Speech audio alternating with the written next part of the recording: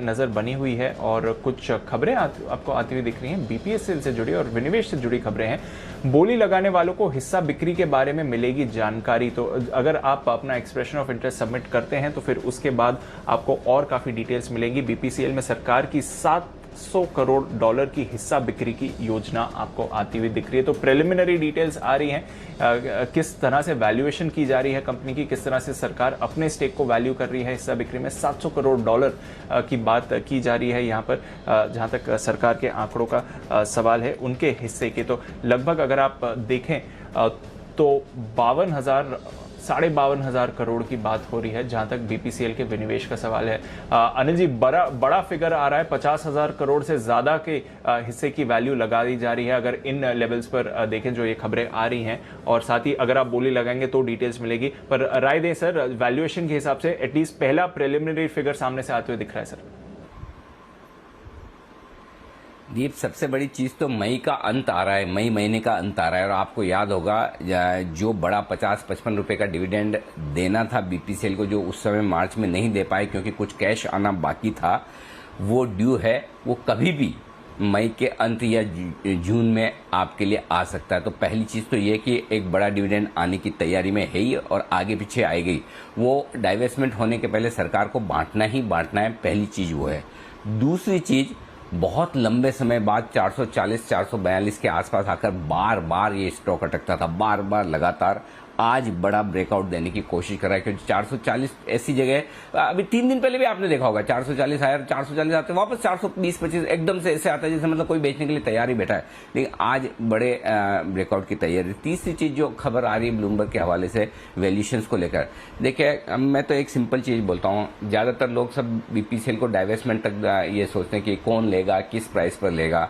मेरा thought process अगर आप इन्वेस्टर हैं तो उसके आगे का है, और वो ये है कि जो भी ले, जिस भी प्राइस पर ले, उसके बाद क्या, उसके बाद बीपीसीएल का प्रमोटर कौन होगा, उसके बाद बीपीसीएल का नाम क्या होगा, और उसके बाद अगले 2-3 साल में बीपीसीएल में ऑपरेशनल एफिशिएंसी और प्रॉफिटेबिलिटी क्या आएगी।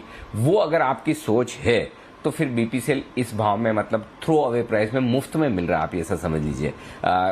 रिस्क एक ही है और कोई रिस्क नहीं, रिस्क एक ही, अगर किसी भी वजह से सरकार का डाइवेस्टमेंट प्लान कहीं किसी लेवल पर आकर रुक जाए, कोई भी रीजन हो सकता है, वो नहीं पता, क्योंकि डील्स में यही होता है, there are so many slips between cup and lips. तो होते होते कहाँ रुक जाए ना हो वो मुझे आपको नहीं पता, जिसको पता है नहीं वो अपना जाने। बट अदरवाइज डाइवेस्टमेंट होना है तो फिर ये स्टॉक उस प्राइस पर कभी नहीं रुकेगा जिस प्राइस पर डाइवेस्टमेंट होना है। वो डाइवेस्टमेंट के बाद जो स्टॉक की री रेटिंग होगी वो देखने लायक होगी। तो मुझे लगता है कि अगर आप इन्वेस्टर हैं तो आपको 1-2 साल के नजरिए से बिल्कुल बीपीसीएल इस भाव में भी 100% खरीद कर रखना चाहिए।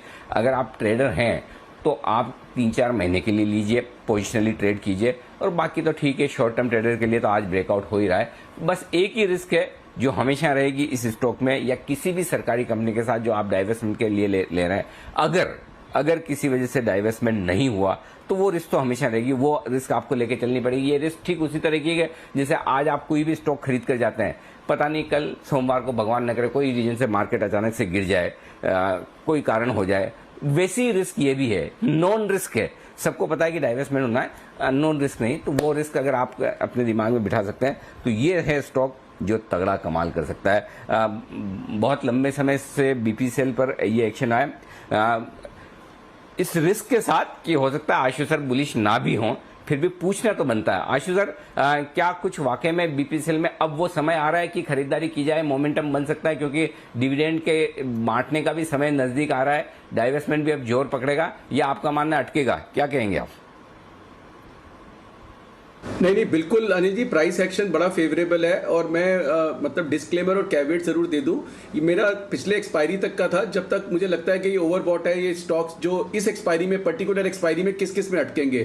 तो मेरा जितना भी अगर 2-3 बार जो मैंने मेंशन किया था, it was still last expiry और वहां वो सबड्यूड रहा था। अब अनिल जी जो 430-35 का टारगेट निकल के आ गया, ये बहुत अच्छी मूव दिखाई है आज इसने, और प्राइस एक्शन बहुत फेवरेबल है। और अनिल जी ऐसा है ना कि ऐसी मार्केट में, जैसे मैंने अभी एक एलएनटी का कॉल का एग्जाम्पल आपको दिया था।